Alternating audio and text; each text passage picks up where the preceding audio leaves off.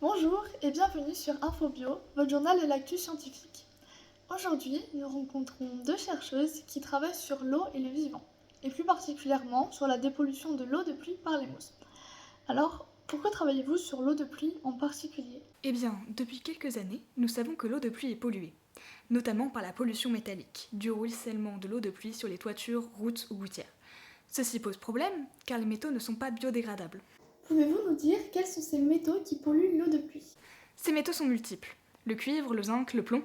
Pour nos expériences, nous nous sommes intéressés au cuivre, car la démarche expérimentale est plus facile à mettre en place, et que nous disposons du matériel scientifique nécessaire. Nous avons utilisé du sulfate de cuivre anhydre, CuD+, à la place du cuivre, car leurs concentrations sont les mêmes. Très bien, nous accueillons à présent une bryologue qui va nous en dire un peu plus sur ces végétaux. Nous avons pris en considération plusieurs végétaux pour cette expérience, mais nous avons finalement choisi les bryophytes, car nous en avons trouvé en grande quantité et ils sont faciles à manipuler. Les bryophytes, appelés communément mousses, sont des petits végétaux terrestres de quelques centimètres de long, chlorophylliens, et ne possédant ni racines ni système vasculaire. Les bryophytes sont divisés en trois grands types. Pour notre expérience, nous souhaitions utiliser un bryophyte de la famille des bryophytes, car leur capacité d'absorption n'est ni trop faible ni trop élevée. 1 kg de bryophyte sec, pouvant retenir 15 litres d'eau. Nous avons utilisé l'Hypnum cupressiforme, car on en trouvait facilement et en grande quantité.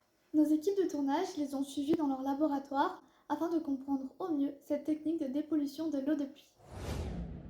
Le but de cette expérience est de savoir si les bryophytes retiennent le cuivre, puis dans un second temps de mesurer la quantité de cuivre retenue. Nous avons donc élaboré une solution de cuivre que nous avons passée à travers les bryophytes, puis mesuré l'absorbance avec un spectrophotomètre à l'entrée, mais également à la sortie pour connaître sa concentration. Dans un premier temps, il a fallu préparer une gamme étalon. Pour notre gamme étalon, nous préparons une solution mère de cuivre par dissolution, puis les solutions filles par dilution.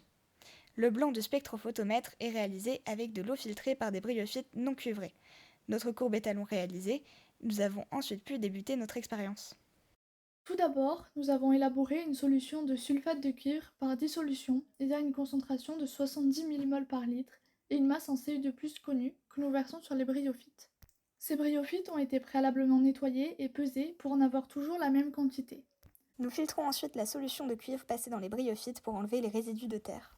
Nous mesurons l'absorbance de cette eau filtrée par les bryophytes grâce à un spectrophotomètre que nous comparons ensuite avec la gamme étalon déjà élaborée pour connaître sa concentration en Cu2+. Suite à cela, nous calculons la concentration en cuivre retenue. Nous avons reproduit 6 fois l'expérience pour élaborer une moyenne et nous avons pu constater que les bryophytes retenaient une grande quantité de cuivre, environ 16 mmol au total. Dans un second temps, nous voulons connaître le volume de solution de cuivre pour lequel le bryophyte arrive à saturation. Pour cela, nous versons plusieurs fois la même solution de cuivre sur nos bryophytes et lorsque la concentration en cuivre à la sortie est la même que la concentration en cuivre à l'entrée, cela signifie que nos bryophytes ne retiennent plus de cuivre et qu'elles sont donc arrivées à saturation. Dans nos expériences, le bryophyte arrive à saturation au bout de 525 ml de solution versée. Les bryophytes ont donc retenu au total 0,016 mol sur les 0,037 mol versés. Après 4 jours, nous cherchons à savoir si les bryophytes relâchent encore du cuivre et en quelle quantité. Nous versons donc de l'eau distillée sur nos bryophytes cuivrés et en parallèle, pour le blanc, nous versons de l'eau distillée sur des bryophytes non cuivrés. Puis, nous mesurons l'absorbance à la sortie avec un spectrophotomètre et nous déterminons la concentration associée. Nous observons que les bryophytes relâchent une quantité de cuivre proche de zéro. Nous pouvons alors en déduire que le cuivre est toujours contenu dans les bryophytes. De plus, nous pouvons observer un jaunissement des bryophytes, ce qui peut laisser supposer que le cuivre altère sa chlorophylle. Suite à ces expériences, on peut en conclure que les bryophytes agissent comme un filtre qui peut dépolluer l'eau de pluie car ils retiennent une grande quantité de cuivre, donc potentiellement tous les métaux. De plus, à une certaine concentration, les bryophytes arrivent à saturation et ne retiennent plus de cuivre. Nous pouvons enfin supposer que les bryophytes assimilent le cuivre ou bien qu'elles le relâchent après plus de temps.